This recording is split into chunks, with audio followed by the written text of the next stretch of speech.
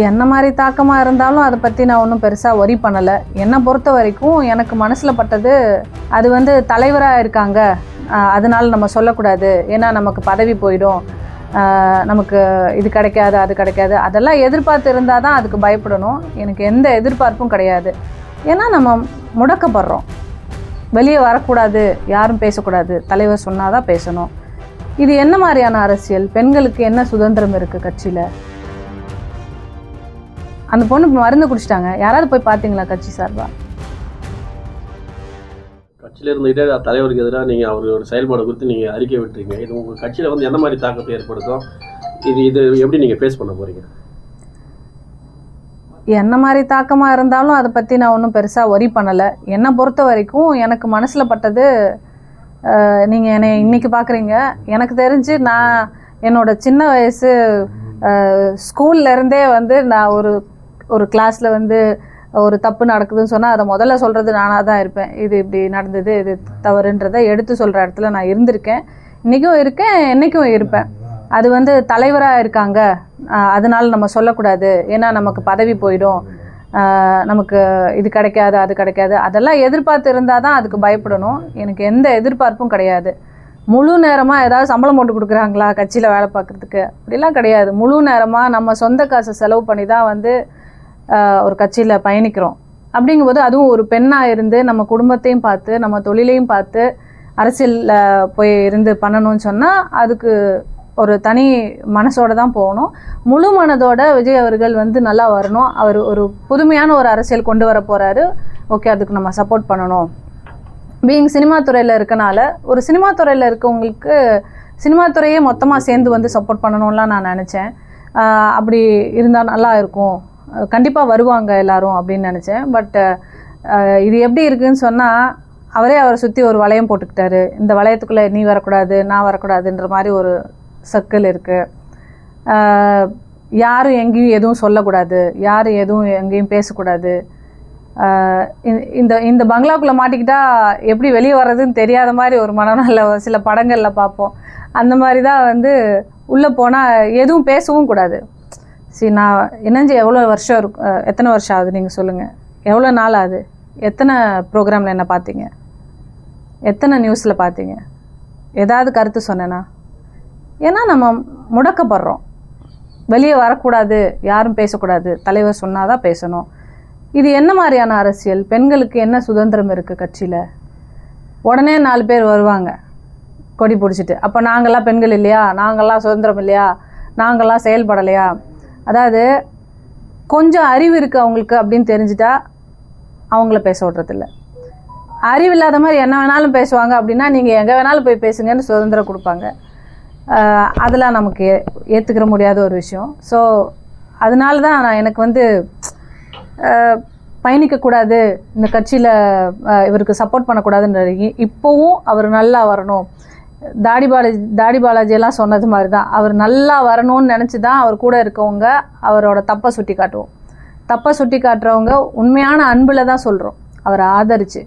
ஜால்ரா போடுறவங்க அவர் தப்பை சொல்லி காட்டலைன்னா நாளைக்கு அவர் கீழே விழுந்தாருன்னா கூட நிற்க மாட்டாங்க. பட் தப்பை சுட்டி காட்டுறவங்க அவர் கீழே விழுந்தாலும் நிற்போம், அந்த மாதிரி ஆளாக தான் இருப்பாங்க. அதை முதல்ல அவர் புரிஞ்சுக்கணும். அண்ட் பெண்களுக்கு இன்னும் கொஞ்சம் ஸ்பேஸ் இருக்கணும் பார்ட்டியில், அதெல்லாம் இல்லை. எந்த ஒரு பிரச்சனையுமே இந்த அஜிதா ஆக்னர் அவங்கெல்லாம் வந்து ஒரு பிரச்சனையை ஒரு பெண் நிர்வாகி அப்போ போய் அவங்களோட இஷ்யூ யார்கிட்ட சொல்லணும், அது என்ன இஷ்யூன்னு யார் கேட்கணும், அது கேட்குறதுக்கான இடமே நீங்கள் கொடுக்கலையே. அந்த பொண்ணு மருந்து குடிச்சிட்டாங்க, யாராவது போய் பார்த்தீங்களா கட்சி சார்பா? நான் போகணுன்னு நினச்சேன், போகக்கூடாதுன்னு சொல்லிட்டீங்க. அப்போது என்ன மாதிரியான ஒரு மனப்போக்கில் இந்த கட்சி நடக்குது? பெண்களை பற்றியும் பெண்ணுரிமை பற்றியும் பேசுகிறேன். இந்த கட்சி வந்து பெண்களுக்கு சரியான பங்களிப்பு மதிப்பு இல்லைன்னு நீங்கள் நினைக்கிறீங்களா? வேலு நாச்சியாரை கொள்கை தலைவராக வச்சுருக்காங்க அப்படின்ற ஒரு மரியாதை எனக்கு ரொம்ப இருந்ததுங்க. எங்கள் மூதாதையரான வேலு நாச்சியாரை கொள்கை தலைவராக வச்சுருக்காரு. அப்போ வந்து பெண்களுக்கு அந்த ஒரு சிறப்பான இதை கொடுப்பாரு, இடத்தை கொடுப்பாரு, பெண்களுக்கு ஈக்குவல் ஸ்பேஸ் கொடுப்பாரு, இப்படிலாம் நான் நினச்சேன். பட் ஆனால் அவார்டு வைக்கிறாரு, அவார்ட் ஃபங்க்ஷன் வைக்கிறாரு, வரவங்களுக்கெல்லாம் வேலு நாச்சியார் புக்கு கொடுக்குறாரு, அதெல்லாம் ஓகே. பட் எனக்கு தெரிஞ்சு அங்கே பெண்கள் மதிக்கப்படவில்லை. நிறைய கட்சி தொண்டர்கள் வந்து விஜயை விட எனக்கு வீட்டுக்கு என்னோட விஜய் தான் நிறைய பிடிக்கும், நான் அப்போ வந்து தங்கச்சியாவோ அண்ணனாவோ தங்கையாவோ மனைவியாவோட சில பேர் இருப்பேன்னு சொல்லி சோஷியல் மீடியாவில் நிறைய பேர் பேட்டி கொடுக்குறாங்க. அது மாதிரி தொண்டர்களுக்கு நீங்கள் என்ன மாதிரி சொல்லுங்கள்? இல்லை, அதை தான் நானும் பார்க்குறேன். அந்த மாதிரி வந்து சில தங்கைகள் வந்து எங்கள் அண்ணனுக்கு நாங்கள் பொண்டாட்டியாக கூட இருப்போம், இது என்ன மாதிரியான வார்த்தைகள், என்ன மாதிரியான ஒரு வழிநடத்தல், நீங்கள் என்ன மாதிரியான இளைஞர்களை ஊக்குவிக்கிறீங்க? இந்த மாதிரி இளைஞர்கள் வந்து என் குழந்தை ஐசியூவில் இருக்குது, நான் வந்திருக்கேன், இதெல்லாம் உங்களுக்கு தெரியலையா? உங்கள் கண்ணில் படலையா? உங்கள் காதில் விழலையா?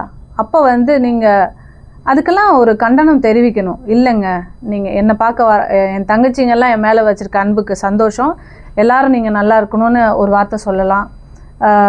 அவர் ஏதாவது ஒரு விஷயம் அதுக்கு அதை டிஃபெண்ட் பண்ணி இல்லை இப்படி இருக்கக்கூடாதுன்னு சொல்லலாம்.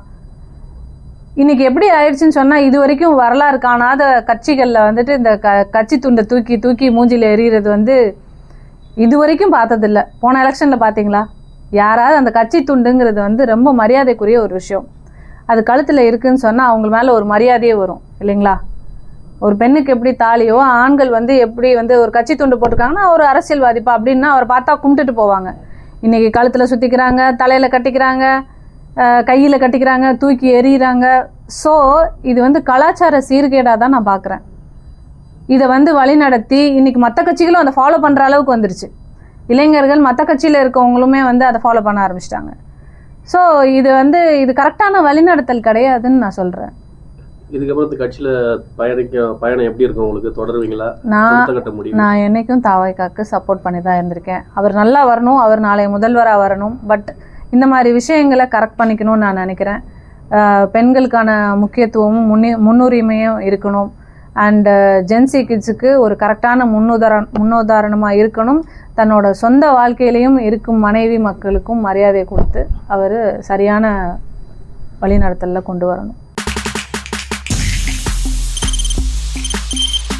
தவிர்க்க முடியாத தம்ப்நெயில்ஸ், கலக்கலான கண்டென்ட்ஸ், சினிமாவும் சீரியஸ் பிரச்சனைகளும், பல வருடங்கள் இடைவெளிக்கு பிறகு இந்த படத்துல ஒரு கலகலப்பும் கைகலப்பும், Me too, love you. Thank you so much. Mass ஏத்துறது போயிட்டே தான் இருக்காரே தவிர பிரேக்கே இல்லாமல் பிரேக்கிங் நியூஸ் சொல்லும் தந்தி டிவி ஆப். இன்ஸ்டா தலைமுறை வரை இறங்கி அடிக்கும் தந்தி டிவியின் டிஜிட்டல் எக்ஸ்க்ளூசிவ். அது தண்ணிக்குள்ள போகும்போது ஹேங் ஆயிடுச்சு. உங்களுக்கு விஜய் சார் எந்த அளவுக்கு ரொம்ப பிடிக்கும்? Of course, Malayalis are huge Vijay sir fans. ரெண்டு பேருமே ரொம்ப பிடிக்கும் எனக்கு. தந்தி டிவி ஆப்பை இலவசமா டவுன்லோட் செய்யுங்க, ஃபாலோ பண்ணுங்க, சப்ஸ்கிரைப் பண்ணுங்க, என்ஜாய் பண்ணுங்க.